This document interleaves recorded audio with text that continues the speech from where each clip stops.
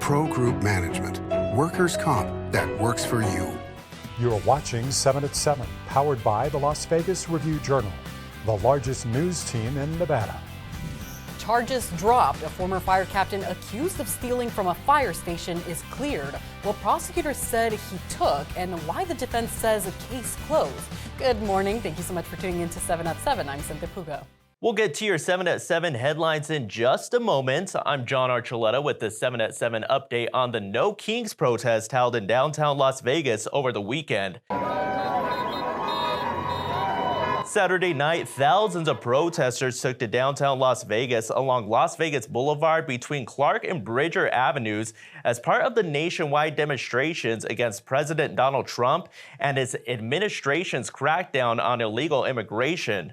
The protest began at 5 p.m. and several Las Vegas Metro police officers lined the street with their units to ensure things did not get violent as it did last Wednesday when they released tear gas and shot rubber bullets into the crowd.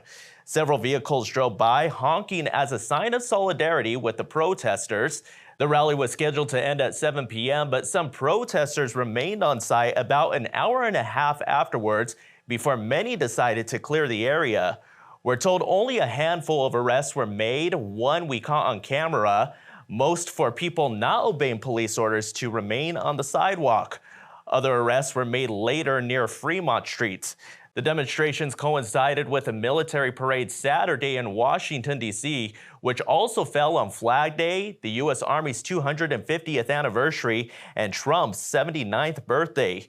Check lvrj.com for the latest updates. Now back to you, Cynthia.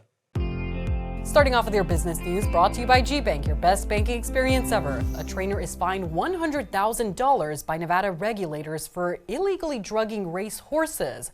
The Gaming Control Board also ruled Ricardo Castillo should have his Nevada horse racing license revoked and be banned from racing in the state for 15 years. Castillo is appealing the decision and did not attend last week's meeting, but he told state horse racing steward Doug Ray he had no idea how the illegal substances were injected into the horses. Ray and a control board agent said 4 of Castillo's horses tested positive for illegal narcotics after they won races last year at the Elko County Fair. Now for some of our other top stories, prosecutors declined to pursue charges against a former Clark County fire captain accused of stealing expired fentanyl from a fire station.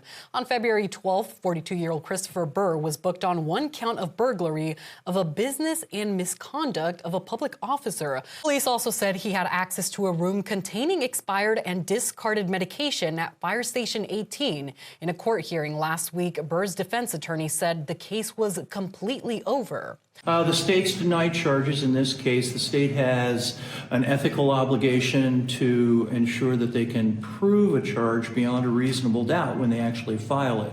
After further investigation, even though an arrest was made, they determined that they could not prove the charge beyond a reasonable doubt. They did the ethical thing and they denied the charges. Burr worked as an EMS captain for nearly 18 years. He was suspended the day of his arrest. Clark County said as of January 30th, Burr no longer worked for the fire department. His defense attorney declined to give further details. A proposed new housing tract for people who live in a damaged North Las Vegas neighborhood has cleared a hurdle. The North Las Vegas Planning Commission approved plans for a 93-lot subdivision along Cary near Martin Luther King Boulevard. The publicly funded development would provide new houses for residents of Windsor Park, a historically black community nearby that's struggled with structural issues for years. City Council is set to vote on the project plans on July 2nd, according to a city spokesperson. The Valley is no stranger to road work, but a project involving part of the Las Vegas Grand Prix circuit is underway to fix a leaky pipeline. Drivers should expect delays on Koval near Sphere through the end of next month. The area of Koval between Sands and Flamingo is down to 1 lane in each direction as crews repair the leaking pipeline and will remain so through July. The Water District says the impacted area is located under a stormwater culvert at Winnick Avenue. The stretch of Koval involved is part of the 3.8-mile Las Vegas Grand Prix circuit. Officials say Las Vegas Paving and F1 will coordinate on the asphalt restoration to ensure it's up to race standards. The Las Vegas Grand Prix is set for November 22nd. In your weather, sponsored by Star Nursery, your garden's partner for every bloomin' thing. A warm start to your week with temperatures near 90 by 8 a.m. and well over 100 degrees by noon. We'll be seeing a high near 107 with breezy conditions. The story repeats for the next couple of days. Tuesday, we'll be seeing a high of 105, 108 on Wednesday, and up to 109 degrees on Thursday. Overnight lows will not drop out of the 80s, and there is no shot of rain. As always, remember to stay hydrated even if you're indoors. Walk the dogs either early in the morning or later in the evening, and grab your sunblock before heading out. Sports brought to you by Station Casinos, STN Sports. Download the app today. I'm Heidi Fang, and former Golden Knights defenseman Derek England, who remains a mainstay in the Las Vegas community, was inducted into the Southern Nevada Sports Hall of Fame at Lee's Family Forum on Friday. England's pro hockey career began in Las Vegas in 2003 with the Wranglers. In 2017, he was part of the original Misfits after being selected from the Calgary Flames in the expansion draft by the Knights. He was part of the Vegas inaugural team that made it to the Stanley Cup final. He currently serves as a special assistant to owner Bill Foley for the Vegas Golden Knights Foundation. Sports betting brought to you by the Las Vegas Paiute Tribal Smoke and Cigar Shop. The Super Bowl is 8 months away, but odds for the exact result of the 2026 NFL title game are already on the board at sportsbooks. The odds are 30-1 each on the Eagles to beat the Bills, Chiefs, and Ravens. The odds are also 30-1 each on the Chiefs to beat the Eagles and Lions. Ravens over Eagles pays 30-1, and Ravens over Lions 35-1. Bills over Eagles pays 30-1, and Bills over Lions 40-1.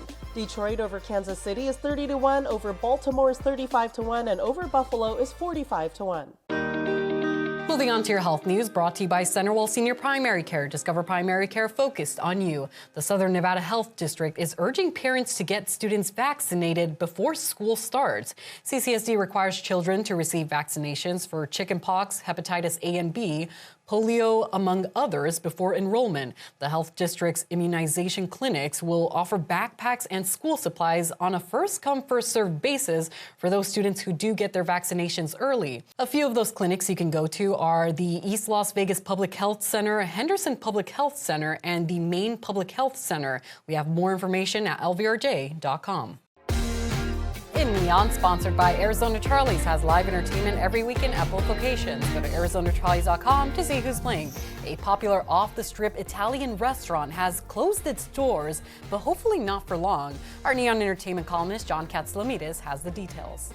The place is called Battista's Hole in the Wall, but we don't like the holes in the ceiling, and that's what's being repaired right now at the famous Italian restaurant on Flamingo Road, just east of the Strip. The owner, Randy Markin, tells me that it's going to be closed throughout the rest of this month, probably reopening on June 23rd, tentatively, to make those repairs. And also, Markin owns the Stage Door Casino right next door to Battista's, and the same work is going to be enacted there beginning in July. And these, as Randy says, these are two iconic places, and we want to make them like new once again.